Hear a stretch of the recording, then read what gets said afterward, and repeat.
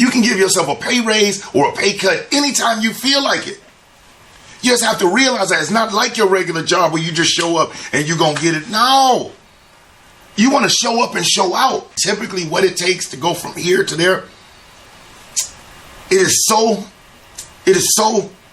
minuscule. It is so thin that it'd be mind-boggling to people, but most people quit and give up right before they crack through. Therefore, we not average Joes, we sales pros. Now back with the science. So what is the secret science to closing the sale? There is no secret science. There is no one size fits all. That's the beauty of it. Because the science behind selling is about being more outwardly focused than inwardly focused. It's about being a solution provider and a problem solver. Because let's face it, in the automotive industry, when somebody pulls up to your dealership, they had to get dressed, jump in their car, make rights, make lefts, get on expressways. They had to do a lot of things to get there. They didn't end up there by mistake. But if asked and approached the wrong way, they'll tell you that they're just looking. When in reality, people have many computers in our pocket. We have laptops. We can do all the shopping and research on our phones without leaving our house. But once a person has pulled into your lot and set foot in your store, they're not in shopping mode. They're not looking around anymore. They're in action mode. And you have to know that. But it starts from how we greet. Are you greeting them saying, hey, how you doing, or can I help you? Or are you greeting them the way that has the highest level of efficiency, which I've spoke about and which I train on?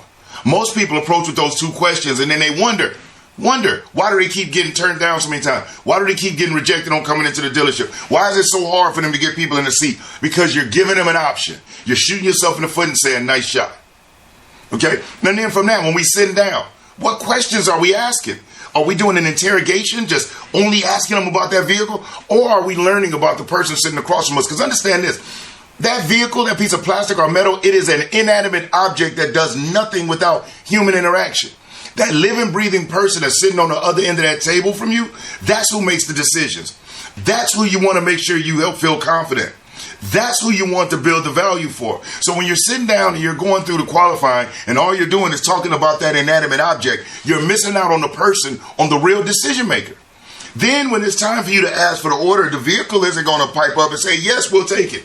That person that you spent more time speaking about that piece of plastic or metal, that vehicle, that person that you never took time to learn about, that person that you didn't genuinely show that you were into or gave a damn about what they were speaking about.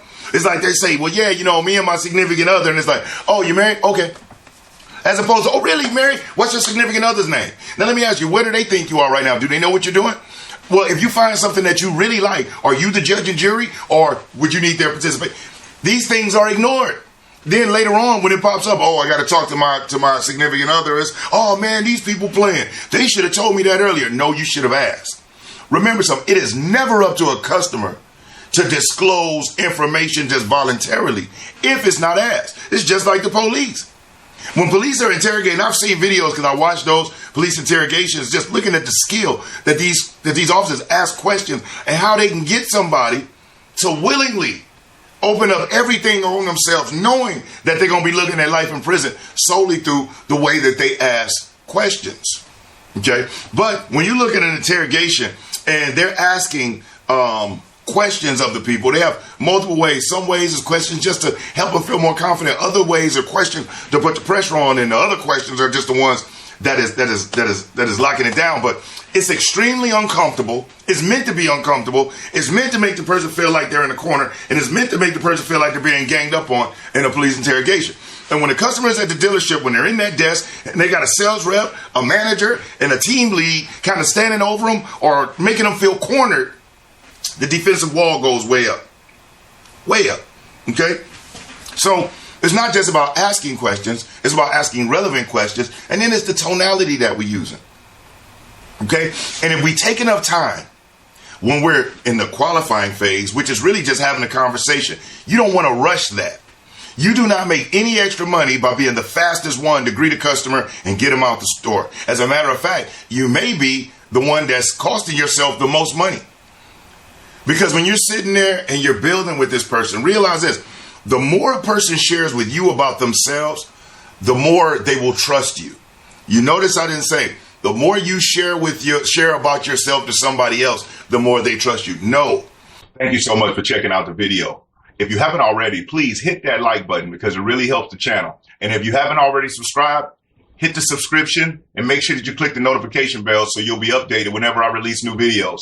And last but definitely not least, make sure that you check out the Selling for Success sales training portal. It has sales training courses, audios, videos, manuals, everything you need to catapult your sales results to a whole new level. So remember, check out sellingforsuccess.org, the sales training portal. I'm Brian Maxwell saying again, thank you. And I look forward to seeing you at the top.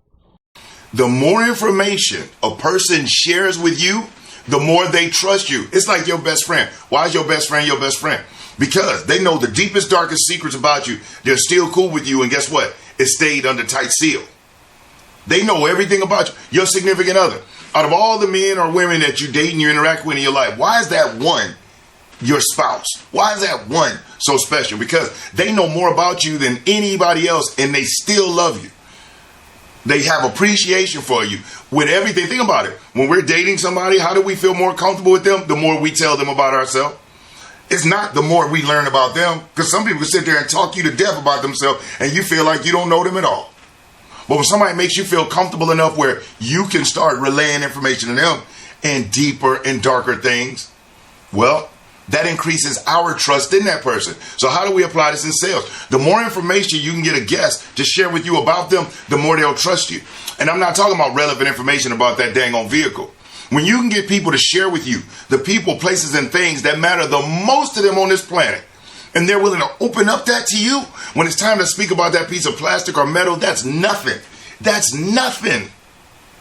This is why the conversation part is so important, and you don't want to rush through that. But so many sales reps or so many people struggle with just communication. They're horrible at having a conversation with somebody. If they can't use their cell phone and have that up there to look at and use as a distraction, they're lost. But let me explain to you. If you plan on being a big game hunter, if you plan on competing out here, you have to be able to communicate. You have to be able to articulate an idea on a level that even a third grader can understand it. Because if a third grader can understand it, you're ready for most adults.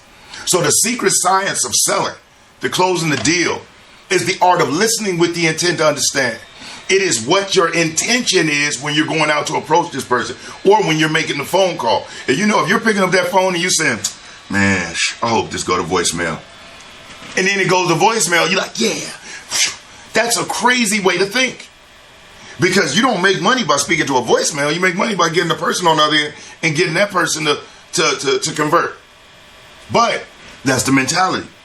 So we attract the voicemail. Same thing when we stand up like, man, all these people got bad credit. Ain't nobody buying nothing anyway. And then just coincidentally, the people you get aren't getting approved and aren't buying. But yet the people that are all around you are selling every day. The store's still putting up sales and numbers, and guess what? That should be proof positive for you that people are still buying. It's like when I see, when I go around the stores, and you can always find that one that's just a negative hater. And when I see people that are pissed off because somebody else is doing well, it blows my mind. Well, I'm like, if anything, you should be excited to see, people still buying and people still selling at this rate. Every time you meet or hear of somebody else that's making $100,000 or more in this business, and it's 2025, you should lick your chops and say, damn, people still busting over 100 in the automotive business? Yes. Yes.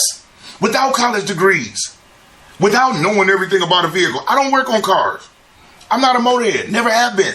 But when I was selling on the showroom floor, I kicked ass. And now I own a training company and I go around teaching other salespeople how to kick ass. And I don't work on cars. I don't love the sound of the engine. That's not me. But I do enjoy engaging and interacting with people. And I do realize that it's the second largest purchase next to buying a home. Next to people being able to live, they got to be able to get around. And so I said, what's a recession-proof industry? The automotive industry. And guess what? Proved his point. Made it through COVID. Through COVID, people in our industry was making more money than ever before, while other people in other industries were falling by the wayside. So if you are in it, realize you got a tiger by the tail. You can give yourself a pay raise or a pay cut anytime you feel like it. You just have to realize that it's not like your regular job where you just show up and you're going to get it. No. You want to show up and show out. And you only have to do it for a number of hours while you're there. Yeah, you might be there for 8 or 9 hours, but you're not in front of a customer all that time. You might be with a customer for 3-4 hours. And during that 3-4 hours, damn it, you give it everything you got. When you get finished with them, if you're not someone like, woo, man, how much effort did you really give? And yes, I live by this. Sales is my way that I've fed my family and will continue to feed myself and my family. Highest paid profession in the world, and it can change your life. But it starts with learning what to say, what to do, how to say it, how to do it. If you had it figured out already, you'd already be there. And there's a Chinese proverb that says, only a fool learns from their own experiences. A wise man learns from the experience of others. And Sir Isaac Newton said it best, and he said, if I see further than others, it's because I've stood on the shoulders of giants. Meaning, taking what those that have come before him have done, standing on their shoulders, adding maybe a little flavor to it, but now you can see further than them. This is the same way. I share information with you to help you achieve more and see further than what I've done. Yes, I run I'm very blessed. I get the chance to see all over the United States. I get a chance to change people's lives. And in turn, it's changed my life. I've been an independent business owner that have employed people and have helped people. I mean, it's been one of the greatest things. And in turn, I live a good financial life. And I'm happy in my personal life, with my wife, with my children, with my grandchildren. But it was all afforded to me by my start on that showroom floor. And so I'm not expecting anybody to fill out their retirement paperwork with the dealership on it. But what I am saying is, while you're there, break the bank legally, ethically, and morally. If you can make $8,000, $9,000 a month, but you sell them for $3,000, you playing and you're clowning. And you just got to figure out what it takes to go get it. And it's right there. And typically what it takes to go from here to there, it is so minuscule. It is so thin that it'd be mind-boggling to people. But most people quit and give up right before they crack through. And you're not doing that. You're not doing that. So the secret to selling, the secret science, is listening with the intent to understand, utilizing layered questions, maintaining a level of confidence that even when you don't know the answer, you could confidently tell somebody, you know what, that's a great question. I don't want to make sure I get you the accurate information. So let me do this. I'm going to write that down and I'll get that for you. Is that cool? But you're a pro. You're an expert. You're an expert at you. And you're somebody who is bridging the gap between people who have a transportation need and the product or services that can help them facilitate, solve that. Or if you're in insurance, or if you're in whatever it is, you're a problem solver. You're a solution provider. And if you are in automotive sales, the one thing you should never call yourself is a car salesman or a car saleswoman. It triggers negative perceptions. I've never liked those terms. You're a product specialist. That's what you are. You're a Chrysler product specialist, a Toyota product specialist, a Ford product specialist, a Mercedes product specialist, a Porsche product specialist.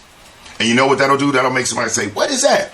Bingo, that's what you want them to say. Because now you've opened up the door for me to be able to introduce what it is that I do and to find out if and how I may be able to help you solve a transportation issue or somebody you know.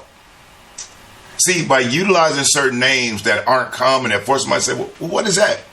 The fact that they ask, now when I tell you what I do and I pitch it, is much better received than just walking to somebody and say, hey, you know I'm in automotive sales over at such and such and blah, blah, blah. Well, they may receive it, but they didn't ask. I'm a product specialist, Chrysler product specialist. Really? What does that mean? Then you go into it. But that's a whole nother video. But other than that, hey, listen, if you have any questions about it, leave them in the comments. And let me know, because on my videos, like I said again, I tried certain things where I was going to put all these cuts and clips of different videos in it. That's never been my stilo. I like to just come and talk direct with y'all and just be real. You know what I mean? All the gimmicks and all that crap. It's just not who I am. And we out here changing real lives, making real money, not this fake world of social media that people live in and think is real. But when they step outside their house, they realize, like, no, in that little bubble you got going on there, that's what you consider to be reality. But there's a whole world going on out here, and there's a lot of us out here playing the game in real life. And I want you to be a part of the level up as we go into 2025. My objective is to take 5,000 people this year and help them get into the six-figure club, the $100,000 a year club. All right? And I want you to be one of them. So keep watching the videos. Again, I appreciate you for watching. Remember to like, subscribe. I'm Brian Maxwell. Look forward to seeing you at the dealership and at the top. Over now.